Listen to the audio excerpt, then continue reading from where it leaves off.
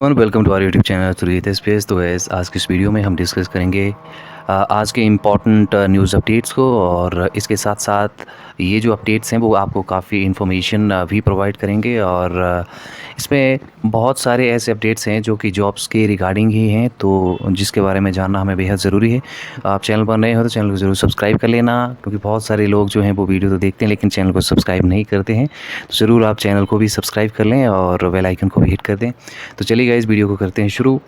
और पहला जो हमारा न्यूज़ अपडेट है, जो एक न्यूज़पेपर की कटिंग के माध्यम से हम डिस्कस करेंगे, तो ये है कॉन्ट्रैक्ट पर रखे जाएंगे प्री नर्सरी टीचर। ठीक है, बहुत ही एक तरह से डिबेट हुआ इस बारे में कि जो एनटीटी की जो भर्ती है, जिसमें तकरीबन 4800 जो एनटीटी है वो रखे जाने हैं, तो क्या वो आउटसोर्स पे रखे जाएंगे या फिर कॉन्ट्रैक्ट पर रखे जाएंगे।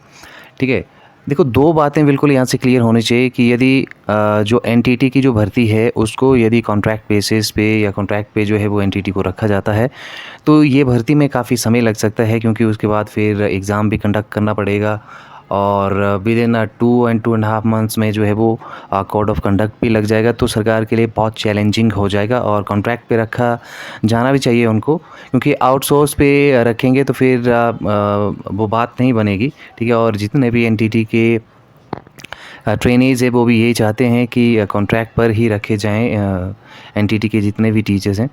तो देखिए पूरी न्यूज़ को हम डिटेल में पढ़ते हैं, एनालाइज़ करते हैं।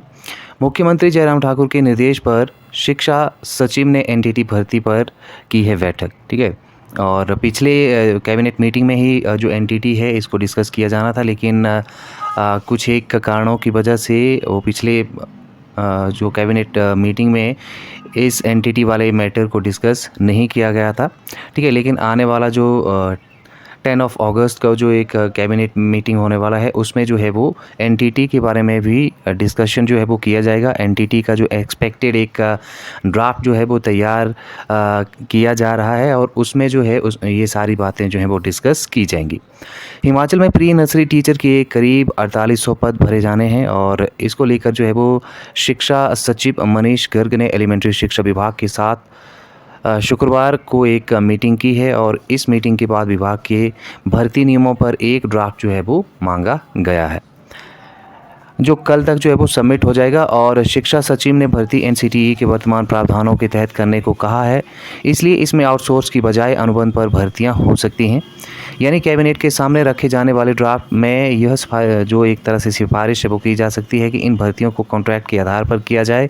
लेकिन यदि ऐसा हुआ तो अगले 2 महीने में चुनाव आचार संहिता से पहले ये भर्ती प्रक्रिया पूरी नहीं हो पाएगी। एनटीटी के डिप्लोमा की अवधि को लेकर भी जो ड्राफ्ट में अभी जो है वो क्लियर नहीं है, और ड्राफ्ट को एक तरह से एनटीटी का जो एक आरएनपी रूल्स हैं उसमें वो सारी चीज़ें जो है वो कैबिनेट में आने के बाद ही डिस्कस हो पाएंगी। ठीक है, एनसीटी ने 1 साल के डिप्लोमा को मान्यता नहीं दी है। हालांकि विभाग की ओर से बनाए जाने वाले ड्राफ्ट को कैबिनेट में रखा जाना है और वहीं इस बात का फैसला होगा।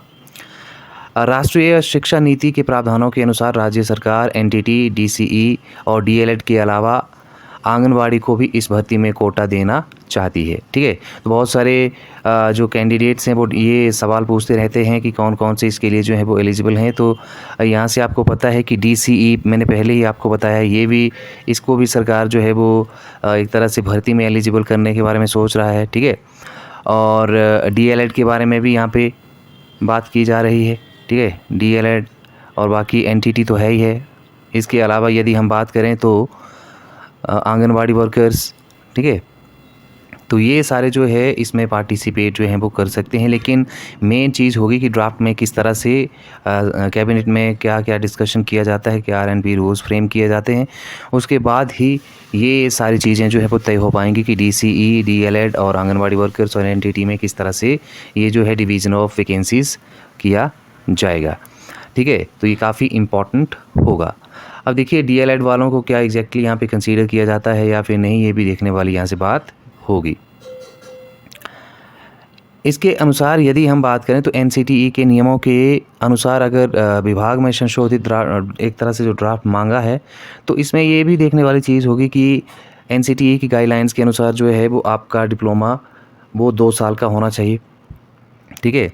अब प्री नर्सरी भर्ती के लिए समग्र शिक्षा अभियान के तहत राज्य सरकार के पास जो है वो स्कूलों की बात करें तो 50,000 से ज़्यादा बच्चे हैं जो कि प्री नर्सरी में एनरोल हुए हैं, लेकिन इन्हें देखने और पढ़ने के लिए शिक्षक नहीं है। इधर बेरोज़गार नर्सरी ट्रेनिंग जो महिलाएं हैं वो बार बार राज्य सरकार के पास जा के इस भर्ती को जल्द से जल्द करवाने की मांग कर रहे हैं। और इससे पहले भी 2 बार जो है वो मुख्यमंत्री जयराम ठाकुर जी से इनकी मुलाकात जो है वो हो पाई है, लेकिन अभी तक भी नियम तय नहीं हो पाए हैं। ठीक है, तो आने वाला ये जो मीटिंग रहेगा 10 अगस्त को वो काफ़ी इम्पोर्टेंट होगा। ठीक है, NCTE की जो गाइडलाइंस है उस एक पर्सपेक्टिव से भी, और जो एक तरह से RNP रूल्स फ्रेम किए जाएंगे या भर्ती के बारे में पूरी डिटेल में जो बातें हैं वो हो पाएंगी, तो वो 10 अगस्त को ही हो पाएंगी। ठीक है, तो ये इम्पॉर्टेंट एक तरह से अपडेट था रिगार्डिंग NTT। अब बात करते हैं अगली अपडेट के बारे में। नेक्स्ट है शिक्षा विभाग में 2117 नौकरियां और TGT के 1587 और स्कूल लेक्चरर के 530 पद भरने की तैयारी में है सरकार। और TGT के बारे में तो खैर मैंने कल आपको अपडेट कर दिया था कि 1587 जो पद हैं वो भरे जाएंगे। इसमें TGT आर्ट्स की बात कर लें या फिर TGT मेडिकल की बात करें या TGT नॉन मेडिकल की बात करें, वो सारा लेखा जोखा मैंने कल के वीडियोज़ में आपको जो है वो बता दिया है। अगर वीडियो नहीं देखें तो ज़रूर आप प्लेलिस्ट में जाके वीडियोज़ देख लें। ठीक है, तो इसमें एक चीज़ हमें ये भी देखनी होगी कि सरकार जो है अब सिर्फ 2 महीने दूर है कोड ऑफ कंडक्ट से, और यहाँ पे चाहती है कि जितनी पॉसिबिलिटीज़ हैं जॉब्स क्रिएट करने की, जॉब्स को एक तरह से कंडक्ट करने की, वो पूरी कोशिश यहाँ से कर रहे हैं और वो कोशिश हमें दिख भी रही है। लेकिन कब तक एग्जैक्टली जो है ये एग्ज़ाम्स होंगे, क्योंकि PGT के बारे में तो पिछले साल से हमें इन्फॉर्मेशन है कि एक तरह से पद भरे जाएंगे, लेकिन अभी तक PGT के बारे में चीज़ें जो है वो क्लियर नहीं हो पाई हैं कि एग्जैक्टली कब तक इनका जो है वो एग्ज़ाम हो पाएगा। तो ये चीज़ें भी सरकार को देखनी पड़ेंगी कि यदि आप पद क्रिएट कर रहे हैं तो जल्द से जल्द आप जो हैं उनको नोटिफाई भी करें, ताकि एग्ज़ाम के लिए जो हैं वो जितने भी कैंडिडेट्स हैं वो अपनी एक तरह से प्रिपरेशन को और पुख्ता कर लें। ठीक है, तो 2117 जो हैं वो एक तरह से शिक्षा विभाग में पद भरे जाएंगे। इसमें 1587 जो हैं वो TGT हैं और 530 पद जो हैं वो PGT के रहेंगे या फिर स्कूल लेक्चरर जिसे हम कह देते हैं उनके रहेंगे। ठीक है, तो बाकी बातें आप जानते ही हैं कि